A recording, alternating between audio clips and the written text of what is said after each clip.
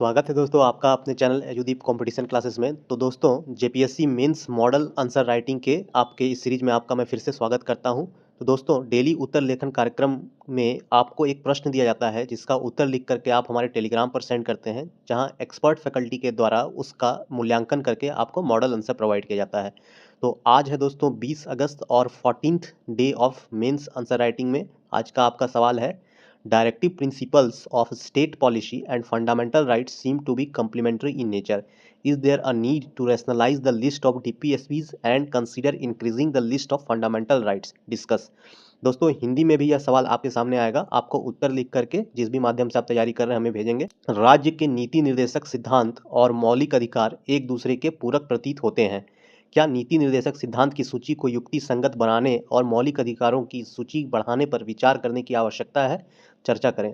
दोस्तों इस प्रश्न में आप देख पा रहे हैं प्रश्न का दो पार्ट है, fundamental rights and directive state policy. तो आपको राज्य के नीति निर्देशक सिद्धांत और मौलिक अधिकार एक दूसरे का कंपैरिजन करके, तुलनात्मक अध्ययन करके आपको बताना है कि क्या नीति निर्देशक सिद्धांत की सूची जो है युक्ति संगत बनाने के लिए मौलिक अधिकारों की सूची बढ़ाने पर विचार की आवश्यकता है क्या।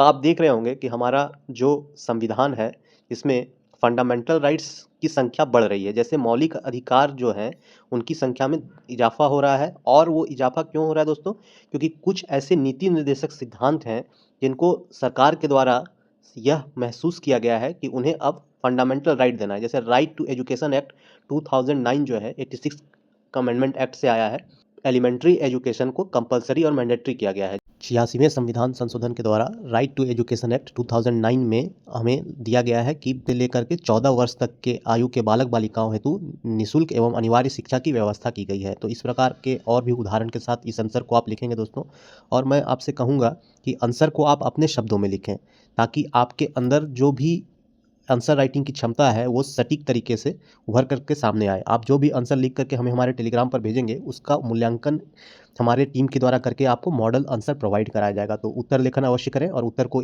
लिख करके हमारे टेलीग्राम ग्रुप पर भेजें।